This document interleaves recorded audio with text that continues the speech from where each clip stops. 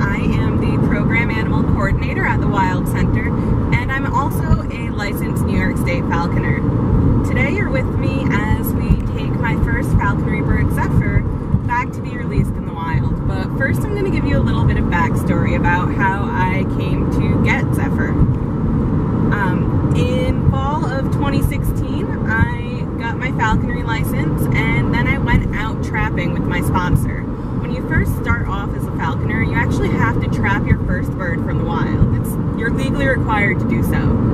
And that bird can either be a red-tailed hawk or an American kestrel, which is a type of falcon. And they always have to be a passage bird, or a bird that is on their first southern migration, but they're out of the nest. And that's really, really important because about 80% of red-tailed hawks actually don't make it past their first winter. So they never see their first birthday, which is a pretty crazy statistic. So the idea is that you're taking this bird from the wild after it's already been hunting on its own for a couple of months, but you're going to keep it safe and help it get experience during the hardest points of its life. And so I've been with Zephyr for 2 seasons now, and we've had a lot of fun together, and he has gotten a lot of experience that he might not have gotten a chance to get in the wild. I've been lucky to work with him, and I've learned a lot from him. I've learned things that have made me a better animal trainer, a better educator, and just overall a better person. So now our time is up, and we are on our way to go find some really nice red-tail habitat where I'm going to release Zephyr and put him back into the wild. And once he's back into the wild, he'll pretty quickly revert back to his wild instincts.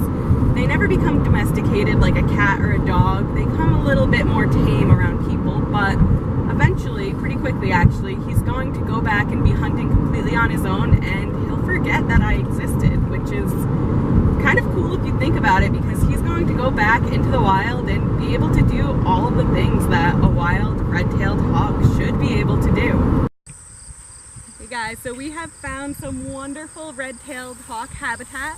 As you can see, we're surrounded by grassy fields, and behind me is a stand of really tall trees that'll be perfect for Zephyr to go in and perch as he looks around the fields for small rodents for him to hunt.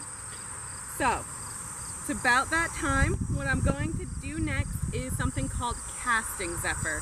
I'm going to grab him in a hold so that he's safe and that he can't hurt me. I'm going to remove all of this leather equipment that you see on his ankles. That's designed to keep us safe and for training purposes, but in the wild he's not going to need that. And then once all of his equipment is done, I'm going to actually send him into that stand of trees behind us. So I guess this is it. I'm really grateful for the opportunity to work with Zephyr. It's been a great couple of years, and I'm incredibly lucky that I've been able to have him in my life, and that we've been able to touch the lives of hundreds of people through the falconry programs that we've done. Are you ready, bud? Here we go. And so, like I said, I'm just holding him so that I am safe and that he can't hurt me. Then I'm gonna grab a pair of scissors and actually just snip off that equipment that we have right there.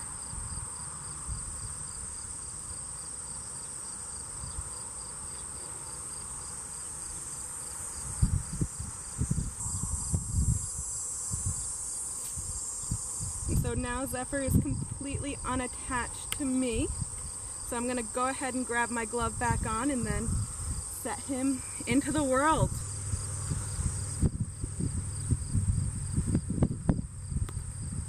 And as you can see, he's ready for this.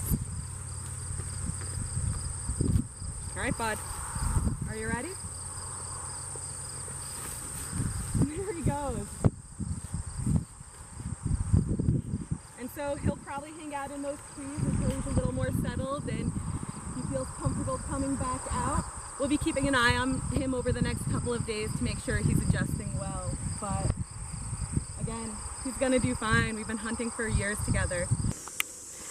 Each bird has their own different personality, and Zephyr was very, very sweet, but also a little bit high-strung. He tended to hesitate before going after prey. And so My big challenge was trying to help build his confidence, which is a huge part of the skills he would need to survive. You know, a wild red tail, they're going to need to see prey and immediately be on it. And so helping Zephyr gain that confidence really is going to benefit him now that he is out doing his old thing in the great wide world. A lot of people have been asking me if I'm going to be sad now that Zephyr is back in the wild, and it's a little bit of a mixed bag. You know, I'm going to miss him. We've worked together almost every day for the past 2 years, but look at him. He is out in the wild doing what a wild red tail should. Like, how can that make me sad? Really at the heart of it, you know, he is going to be able to live his best life now and maybe even make some beautiful red-tailed hog babies. And what more could I want for him, I guess?